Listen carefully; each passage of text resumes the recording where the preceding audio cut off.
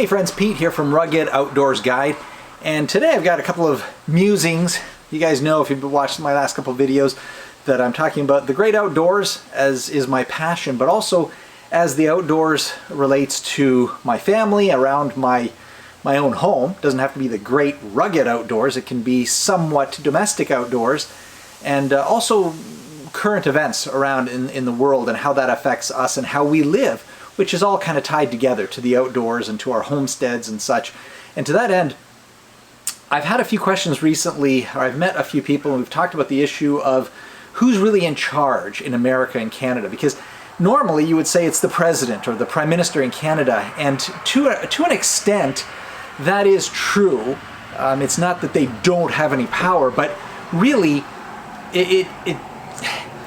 the powers that be in this world, not just Canada and the United States, but all over the world, not 100% of the world, but many of the larger powers are kind of, I don't want to sound, a conspiracy theory, right? It's kind of an overdone word. It doesn't really mean much anymore, but that's kind of what I'm accused of when I use terms like World Economic Forum and the World Health Organization and all these sorts of things.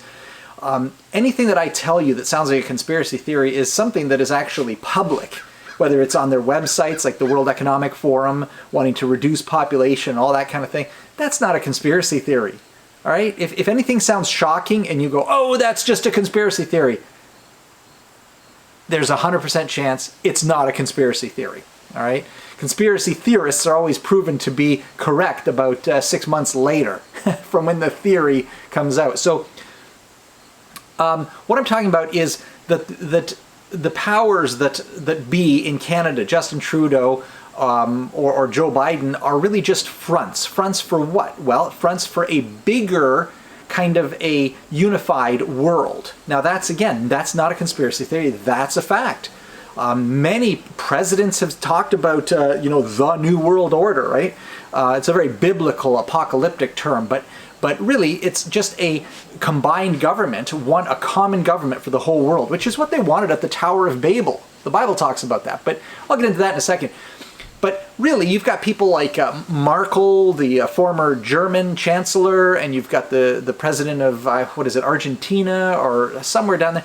Anyway, they're being named, actually named by Klaus Schwab as being people who have bought into the system.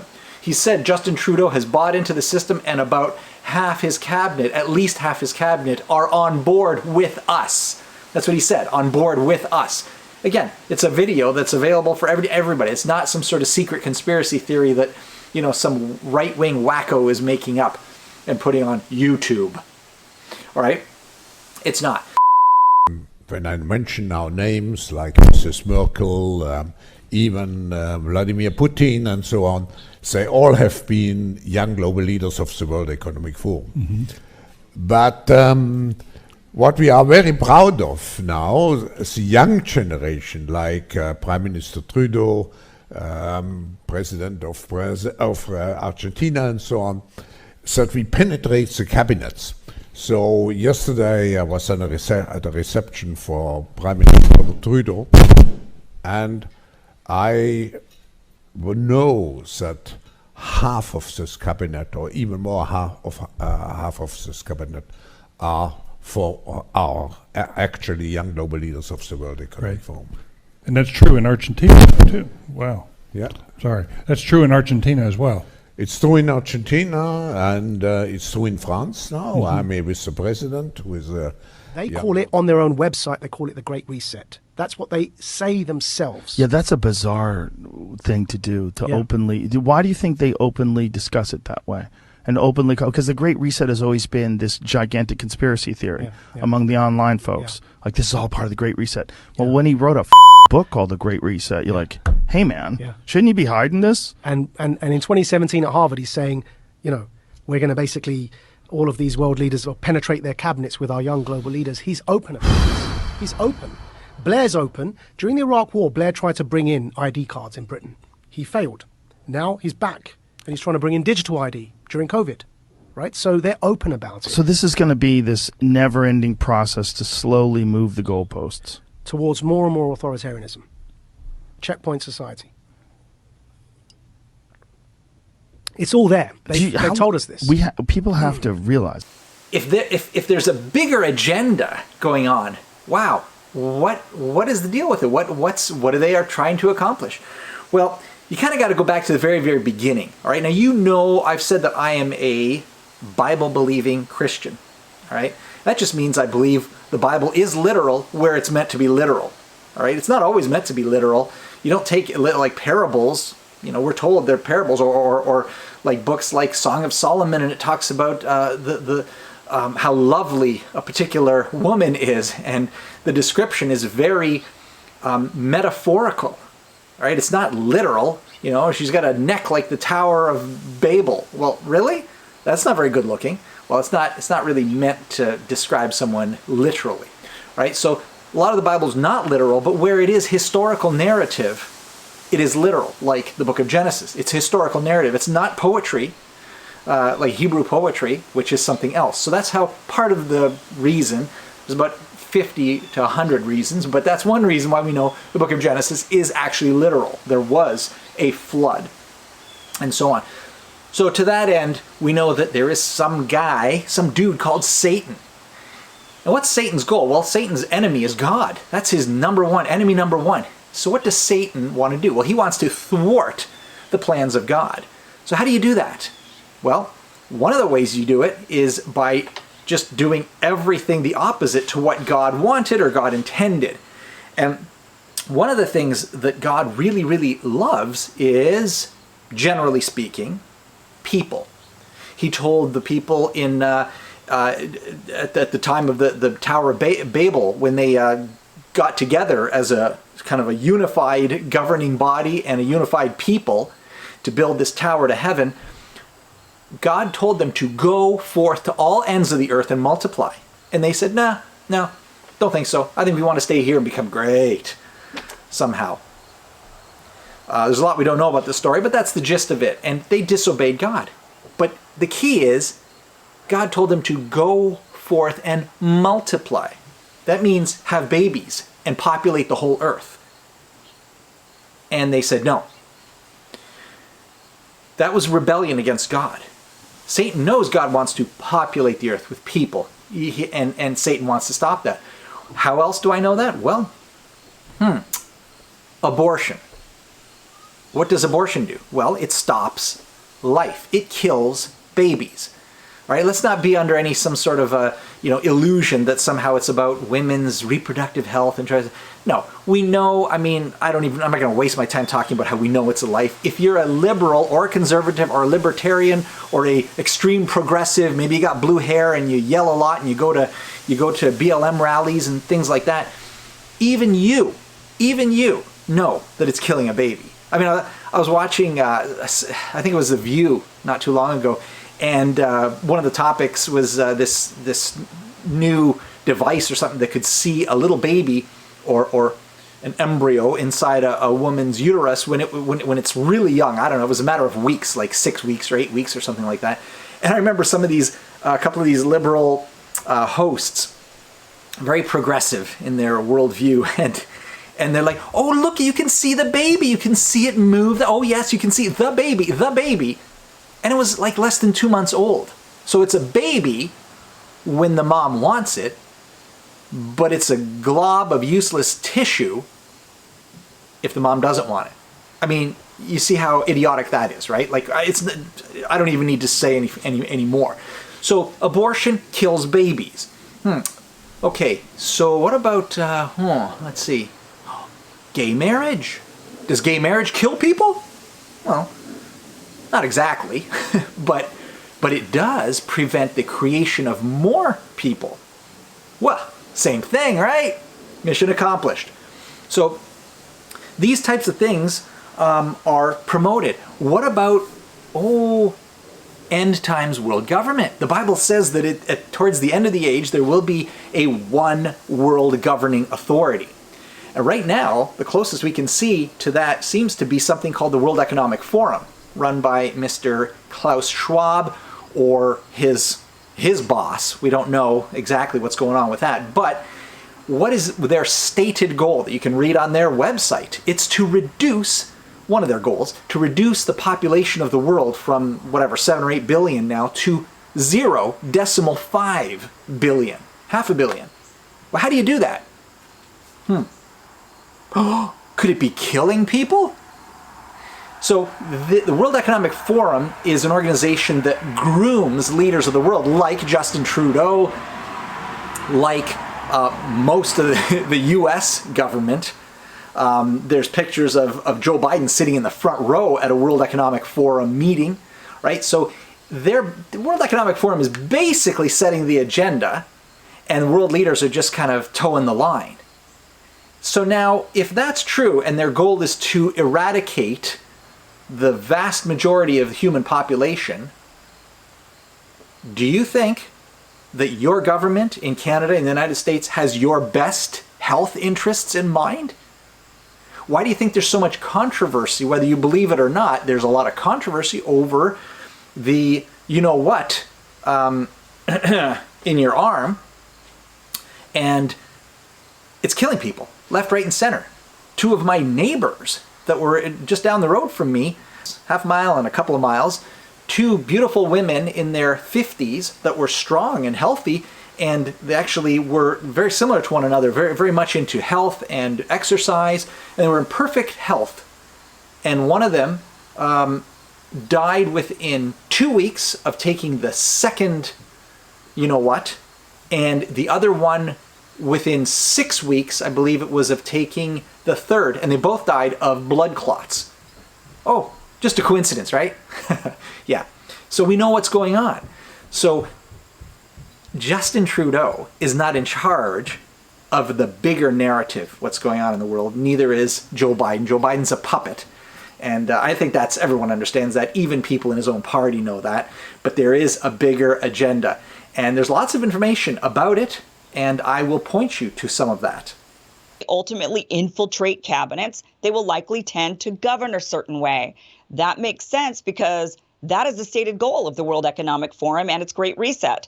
There is a stated agenda. And of course, their Global Young Leaders program is a grooming ground for getting leaders in positions of power to usher in this agenda. So who else is in this club? Now, you might be surprised to hear some of these names, but here are some of them. Jacinda Ardern, the Prime Minister of New Zealand, Sebastian Kurz, former Chancellor of Austria, Zhou Zhaojuan from the Ministry of Science and Technology in the People's Republic of China, Pete Buttigieg, the only other Democratic presidential candidate besides Kamala Harris to get a cabinet position, Mark Zuckerberg, a man who has helped censor dissent, Tulsi Gabbard. I was actually surprised with how in line with lockdowns Tulsi was at the beginning of the pandemic. Dan Crenshaw is also a young global leader. People actually talked about a Tulsi-Dan Crenshaw ticket. Alexander and Jonathan Soros, George Soros' sons, and several of the Rothschilds. Other names? Niall Ferguson, Van Jones, Jack Ma, Gavin Newsom, Stéphane Bancel, the CEO of Moderna, Sanjay Gupta, Nikki Haley, Chelsea Clinton, Amal Clooney, Ashton Kutcher, Leonardo DiCaprio, and of course, Dr. Leana Wen. Some of you may have heard of a very famous writer from England back in the middle of the last century, C.S. Lewis.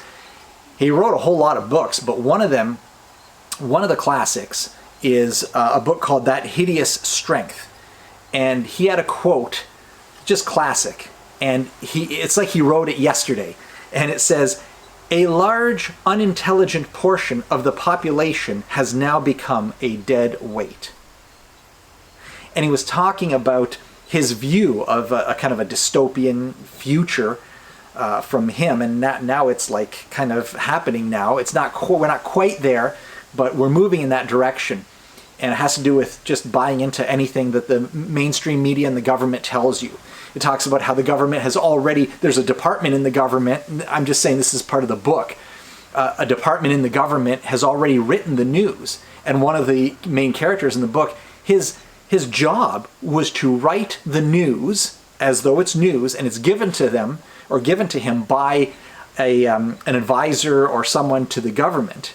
And he's like, well, how can I write the news if it hasn't happened yet? And they said, oh, you foolish young man, let me tell you how it really works. So I'm not saying that's exactly what's going on now. I'm just saying it's a good insight into the way we're moving and where we're going. And my goal, one of them, is to keep you from being that dead weight. I want you to be aware of what is going on in the world around us. The European Union, for example, was step one in a three-pronged approach that the World Economic Forum has to, or there's another name for them, basically. They're all in bed with one another. It's the Bilderberg Group, all right? Now, I'm not going to get into that. You can Google that and check it out. It's not a conspiracy, all right? It's they meet every year. They've met every year practically since Napoleon walked the earth. And they meet in different cities every year. And there used to be a lot of media coverage, and now there's no media because they want to be really secretive. The Bilderberg Group. There's a movie called Endgame: Blueprint for Global Enslavement. I don't really like that title because it's a little bit sensational, and it gives the mainstream media some good ammunition to call us conspiratorial nut jobs. But the point is that it's a very well done documentary, and it's just documented information. It's not conspiracy theories being pulled out from here and there. Everything that is said, there's papers documented from various organizations stating certain things, and of course it never shows up in the media, right? Oh, I wonder why, right? There is a conspiracy, but I would just take away the term theory from it. Right? And then you're right. There is. Basically to take over the world. The reason I know that is because the Bible says so. And again, the Bible has never been proven wrong. And so, as a result, when the Bible says the world will be taken over by a one world authoritarian leadership group or government, well, I kind of believe that. Okay, so one other quick thing I just want to mention before I wrap up here is that there's a whole lot of talk about this 2030 agenda. Just about every kind of progressive left-wing ideological group, including the World Economic Forum and the Bilderberg Group, are mentioning 2030 as this sort of, that's the target for a lot of things to happen. A unification of a one world government, the completion of, this sort of a green deal of some sort that changes the world ecologically. And there's a bunch more. I don't even know. I haven't gone into it that deeply, but I just know that it exists. 2030 is coming up all over the place. And it's funny because before 2030 was coming up in the news like this all the time, I knew that there was something the Bible talks about, one of the judgments, the bowl judgments on the earth that has abandoned God and his principles, is something called wormwood. And it says that it is something flaming like a torch coming from the heavens, and it destroys a third of the waters on earth, and creates all sorts of havoc. Makes the waters poisonous, and destroys ships, all kinds of things, and takes lives. And when you think about what it is, it sounds a lot like an asteroid or something falling from outer space. It says it's a star from heaven that descends like a burning torch. Well, there is a asteroid that kind of everybody, like you just find on the news anywhere, or on YouTube or wherever if you search it out. Type in Wormwood 2030. Again, not a conspiracy theory, but just a scientific fact. There is something coming near-ish to the Earth. It's not headed right at the planet at this point, but pretty close. And it's the Bible calls it wormwood, but officially NASA would call it. I got a note here because I don't know what the 2000 SG 344, right? So just remember the number 2000 SG 344. Doesn't matter, it's just that's a reference that you can use if you want to check it out online. And Revelation 8:11 tells us that this wormwood, this star falling from the sky, it matches perfectly with this asteroid. I'm not saying it is, I'm just saying it's another thing to kind of keep in mind. It's just interesting. And guess when this SG, or 2000 SG 344 is slated to arrive? In 2029 or maybe 2030. So the dates aren't exact, but it's interesting that that is one of the judgments, and that happens at the beginning of God's severest judgments, or the beginning of his judgments, I should say, on earth. There's a lot more severe judgments to come after that. But anyways, just interesting. And I don't want you to be uninformed. I want you to know what's going on. Whether you agree with me or not, that's okay. If you think I'm an idiot and I've lost my mind, well, that's fine too. You can, then don't watch. Just say this guy's an idiot and he's lost his mind. Otherwise, I just want you to at least be informed, and I absolutely welcome your civil discourse. If you have any comments about this, saying that I'm a bit off on something, or that I'm way off and I've lost my brain, or maybe there's something that you can add to what I've said. All right, guys, so I'm not trying to change everything you believe and change your worldview and change your religion or anything like that. No, what I'm trying to do is make you aware of certain things that will allow you to be better prepared and make good decisions for yourself and for your family. I believe we need to be prepared. I believe that there is a time coming that, energy and food prices are going to skyrocket. I mean, they already are, but I think we're just at the beginning of that. Energy in Europe is insane. Right now they're paying 10 times what they did just a little while ago. I mean, that's not sustainable. Something's going to give. So I think we're at a crucial time in history, and that's why I'm even talking about these things and not just talking about, how to patch a hole in your canoe, right? So, guys, I do hope you have gleaned something from this. Love to hear your comments. Please do give me your comments. Have I missed something? Do you have something to add? Am I wrong on something? Do tell me. I'm thrilled to participate in civilized discourse with you. All right, I have no use for profanity and cursing and swearing and really nasty comments. If you do give me those, they're not going to see the light of day. There's a little thing called delete, and everything gets edited because who knows what kind of comments people leave. So I will post helpful comments. I won't post comments that are just those that agree with my viewpoint. Absolutely not. All right, I don't believe in censorship. I'm not sure anybody really believes in censorship. Certainly, big companies, I don't think they believe in censorship. So I don't. So I'm going to allow you guys to say anything you want as long as it's civil and potentially helpful. All right, guys, thank you for watching. Like and subscribe if you feel generous. Otherwise, doesn't matter. I'm going to put out videos every day anyway, and I hope you will glean something from those as well. Thanks for watching, guys. Until the next time I see you, be well, and God bless you.